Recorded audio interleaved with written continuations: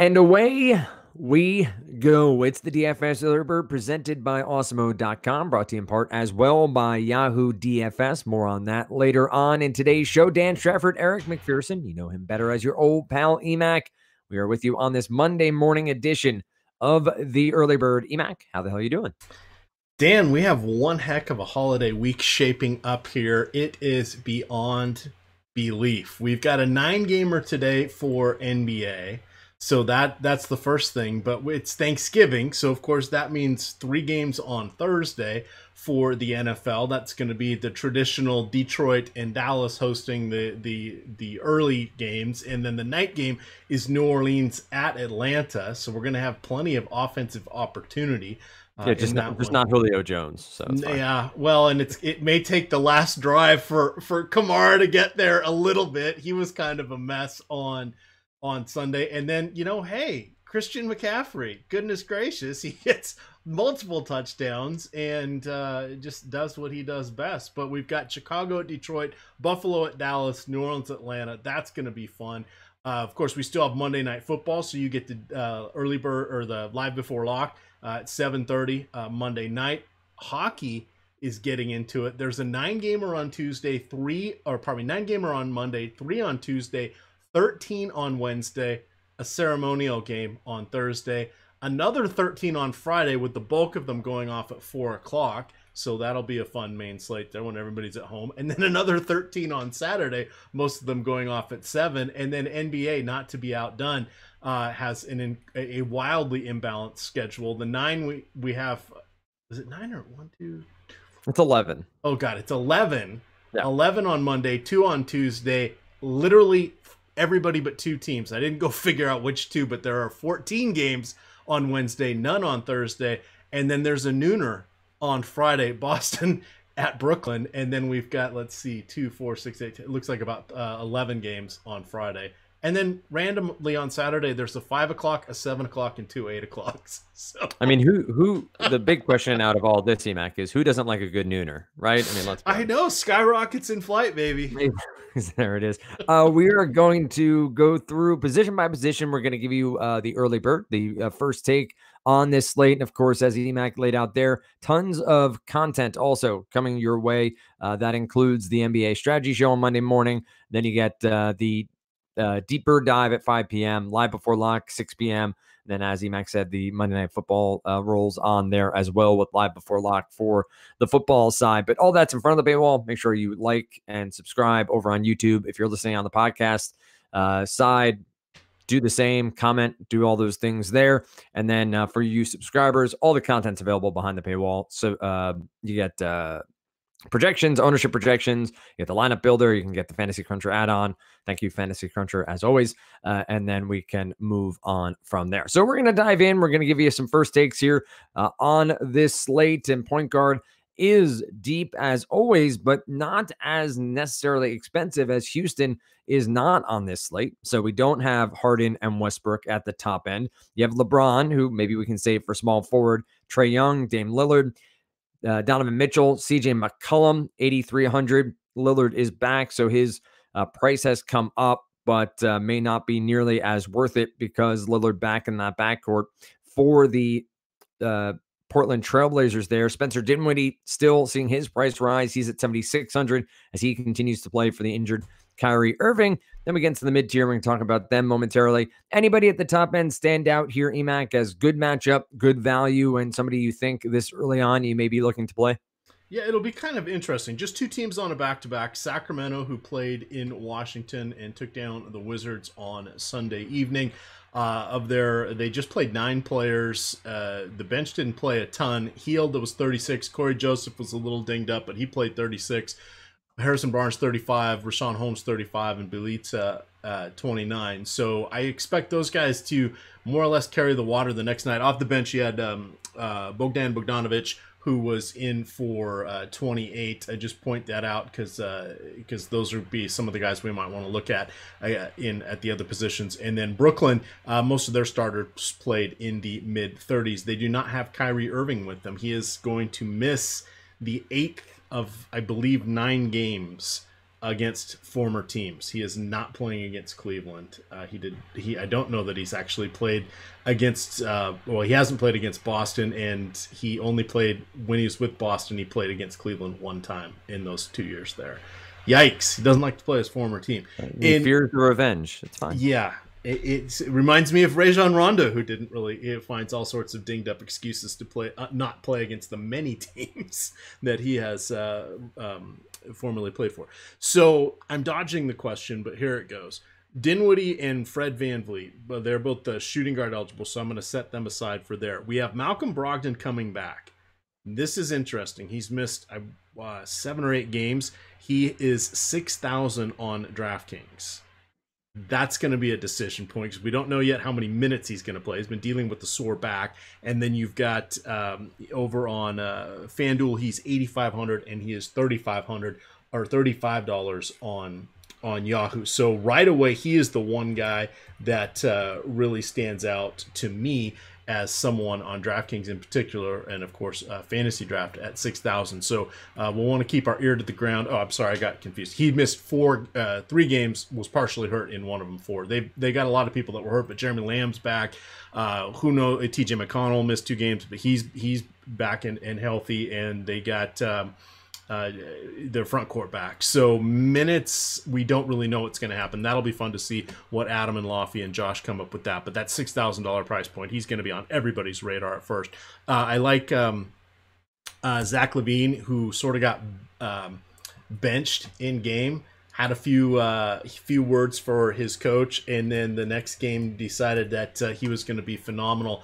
And he actually carried the team to a victory. He had 49 NBA points. He made 13 3-pointers. 3 other players, or 3 total players have made 13. Steph, Clay, and him in an NBA game. So rarefied air there. He's 7,500 going against Portland. We know Portland's a little bit of a mess because Lillard was a bit dinged up, and they should have Hassan Whiteside back, but they also have Carmelo Anthony. So Portland is someone I'm willing to attack until they figure out what they're going to do with their defense. So I like those guys. They're coming down the pricing list if we start looking for point per dollar guys. And we have a ton of options here. And news is going to set all this stuff on its ear, so we don't want to spend a ton of time on this. But I think Trae Young is someone that worth paying up for against Minnesota. We haven't seen Minnesota on a couple slates because they've played early and or been on short slates, but they are playing faster, sort of getting healthy again. But Young going against them at 9,800,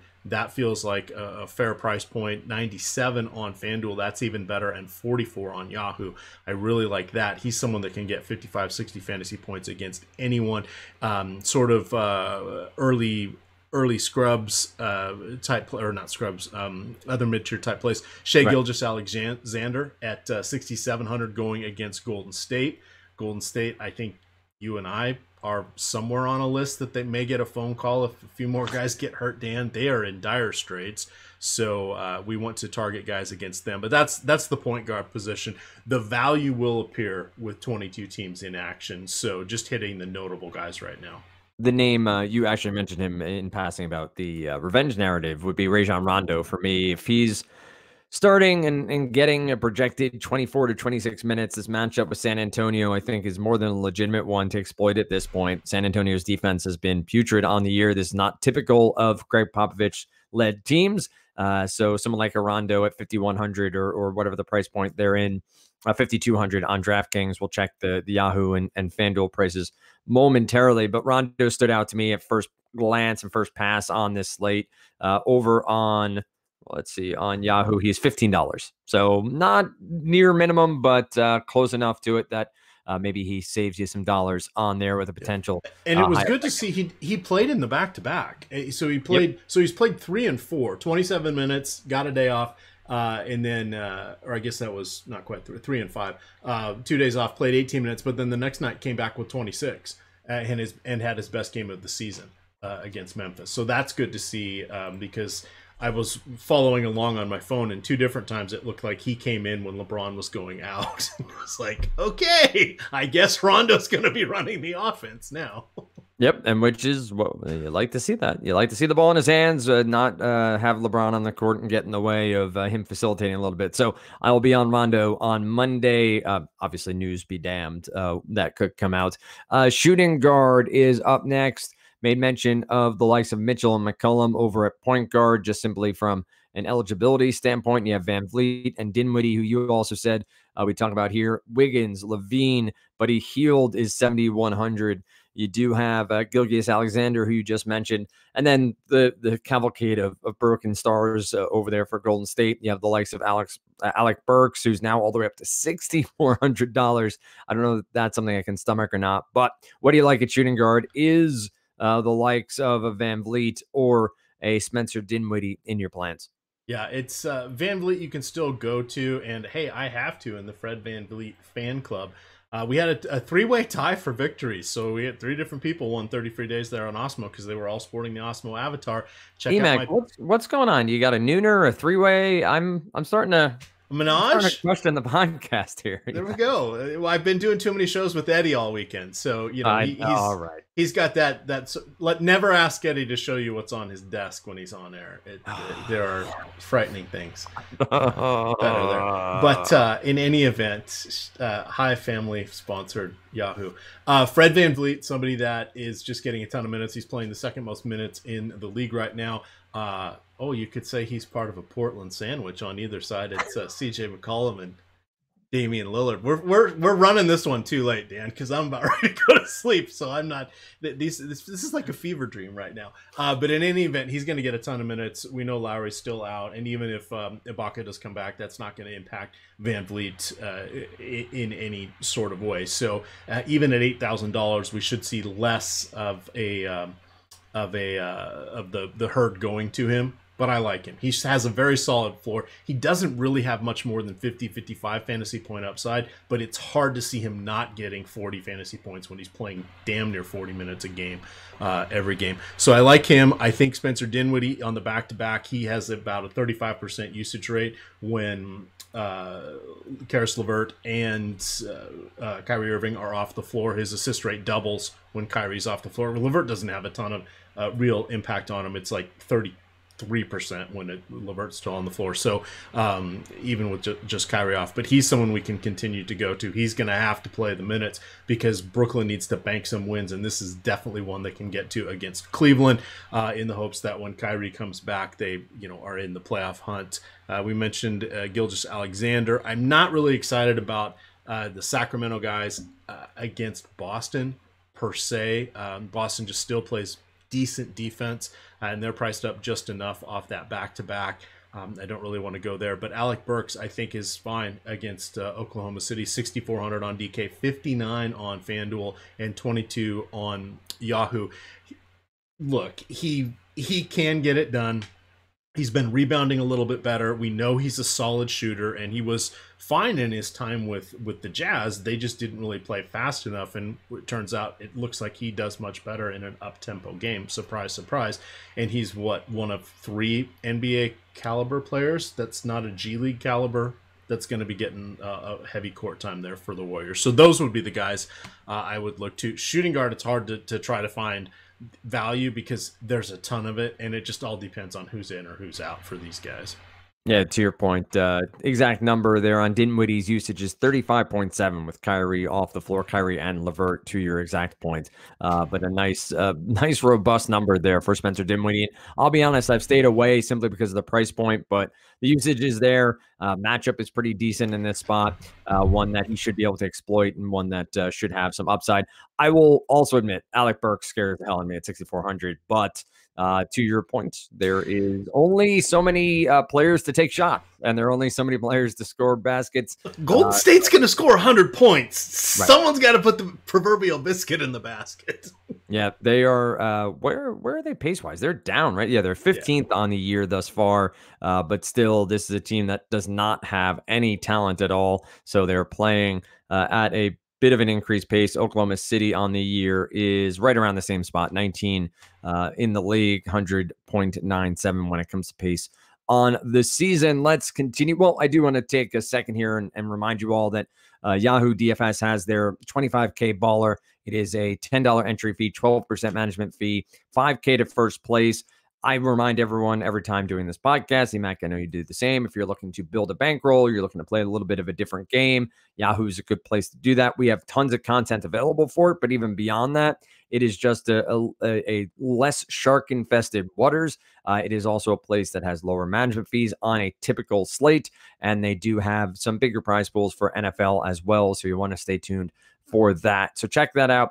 Make sure you are over at Yahoo DFS, and you can follow the links typically in Emacs write-up for Yahoo NFL, depending on the slate, Yahoo NBA, on how to sign up as well and get some Yahoo, was it sports reward points? Is that, am I getting that right? YSRPs, Yahoo Sports Reward Points. There you go. So you can get some usurps in your life and get some free money to play with. So let's continue on to small forward. I've been very proud of myself this season, Emac. I haven't said let's move forward to small forward yet, but that will come at some point when I'm very, very tired and do not know what I'm saying anymore. Small forward Giannis Antetokounmpo is 11-8. LeBron James 11-2. Jonathan Isaac is your third most expensive small forward. Listen, the NBA comes at you fast and furious, and here we are with Mr. Isaac as your third most expensive. Jimmy Butler, 77. DeRozan, 77 as well. Wiggins, Simmons, and we go on from there. I guess up top, the easiest way to attack this is the two most expensive guys, LeBron, Giannis. Is this a slate where you want to exploit them and have them in your lineups straight away? Or is this going to be a struggle to get to these two guys on such a big slate?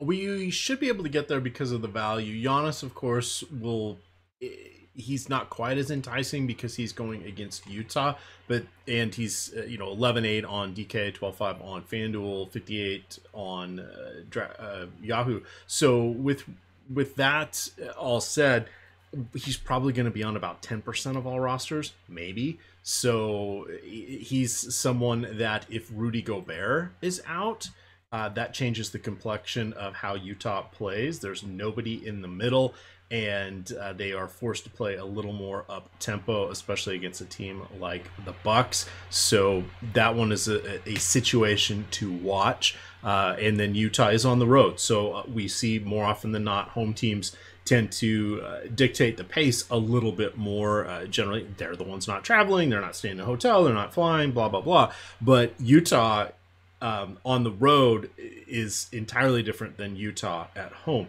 People forget that Utah's second highest elevation. It's like 1,500 feet below where Denver is. So it's the second toughest place to play, basically, in the league. And I think people, even now that we talk about this stuff all the time for daily fantasy sports, they forget that it is that elevation there. But when they're on the road, it's like when the Mariners go on the road or Colorado goes on the road. When you come from these extreme ballparks, things change a lot, and the algorithms don't always take that into effect. So keep that one in mind as we're looking at it. But for me, I guess we have to consider LeBron. He is going against San Antonio. By the way, San Antonio, not good this season. They are playing faster than they have in a while. They are playing worse defense than they have in a while. And they have lost 8 of their last 9 games. They beat New York on Saturday, but they had lost 8 games in a row. Dan, do you know the last time they lost at least 7 games in a row? The Spurs? The Spurs. I will say, I don't know off the top of my head, but I will say it was 2008. 1997.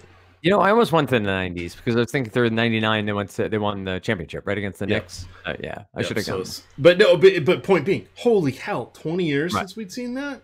It is just crazy. So they're 27th in defensive rating on the year, 113.1. Pop can't even do it with smoke and mirrors at this point. It's not happening. Well, when you have Aldridge, I mean, I love LaMarcus Aldridge as an NBA player, but he has not been the same defensive player this season. It's all bad now for them. Yeah. So DeJounte Murray can only stem the tide so much. So I would like to get to LeBron if possible. This feels like the way things are breaking down. Jimmy Butler on DraftKings is one heck of a bargain at 7,700. He's 96 on FanDuel, 39 on Yahoo. Now he's shooting guard on FanDuel and small forward on Yahoo, but plays both positions on DraftKings. That is a phenomenal price point. Jason Tatum at 69 is very nice going against Sacramento. I will take Boston going against Sacramento there. Now Sacramento playing slow, one of the slowest paces, but right now the one thing you want to be careful is when you understand what the pace is. It's about right now it's about 10 or 11 possessions per 48 minutes, so per game, that are separating the fastest paced team and the slowest paced team. So really, unless you're in bottom 5 or top 5, it's all kind of going to come out in the wash, but things can really slow down if it's 2 in the bottom 10 or 2 in the top 10. You can see things speed up or slow down more than they would with just saying, oh, it's a pace up spot. Well, yeah, it is, but a lot of the team, half the teams playing Washington Washington plays at 5 extra possessions per game. That's more, but it's not a lot more because the teams are all playing so much faster. It's closer together this year than we've seen in a while. Bojan Bogdanovic, and Buddy Hield now, as I mentioned, against Boston, but to bring myself back, Jaylen Brown I think is interesting without Kyrie, along with Jason Tatum, and then cheaper guys that we can look to. We'll want to see who's available for Minnesota. They've had a couple guys that have been out that we don't know if they're going to be back. So Treveon Graham, Josh Okogie, Shabazz Napier, all are questionable. Napier trending towards doubtful or out yet again with this hamstring injury. If those guys are all out, Covington is very interesting at 5,900 going against Atlanta. And then down at the bottom, you'll want to start looking at guys like Terrence Ross, and some of the other Orlando players, because we will be without Nikolai Vucevic and Aaron Gordon for another 10 days or so. Yeah, that's where Isaac's price point has come up so significantly because of those injuries, and we'll get to some more of that in power forward and center, of course. At power forward, AD is 9,700. Pascal Siakam is 9,200. Sabonis, Isaac, Love has a Q tag. Is that actually questionable? Well, he didn't play on the back-to-back. He had a sore back, and he's missed 2 games this year. Both of them were back-to-back games. Love's the sort of guy who I think can open up this little bit. I was looking at Cedi Osman a bit. I think that if Love is out, it just opens up some potential value at multiple positions for Cleveland in a game that should see some definite scoring, as it were. So keep an eye on that one. What do you like at power forward? Anybody stand out? So if Kevin Love plays, I do like him. I think this is Cleveland tanking. It was a back-to-back, whatever. I had thought that they were going to let him show out against Portland because I think Portland should trade for him because, he grew up in Oregon and yada, yada, yada. And they need him, but that may not come to fruition. Danilo Gallinari, didn't quite hit on him at small forward, but his price really stands out when you're looking at the power forwards here. There was a whole passel on DraftKings of $7,000 to $8,000 players.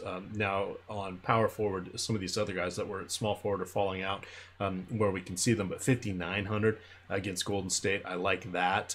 Rashawn Holmes has been interesting. They're going to need him against Boston's front court, and he is kind of a unique center. This is from The Ringer, and they had an article they did one question from all 30 teams, and they had some interesting points about how Rashawn Holmes does the things that Luke Walton wants from a center, doesn't look for his shot, willing to set screens, willing to take the easy bunnies and all that, but if it's not, they don't run design plays for him and all that, and he's the guy that can all of a sudden you look up and in the third quarter he's got a double and you don't even notice it, and he does the dirty work, so he stays on the court a lot longer. I thought it was going to be Dwayne Dedmon for sure in that role, and it's not.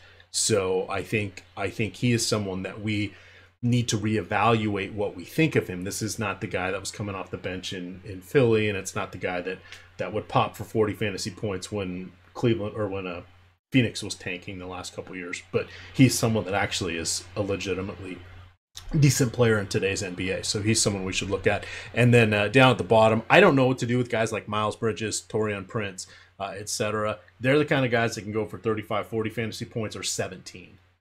that's a problem. So we'll have to see who's out, what matchups are in, and it's not just who's out from their own team, who's out from the other teams, what style are some of these teams going to have to play on offense, etc., etc.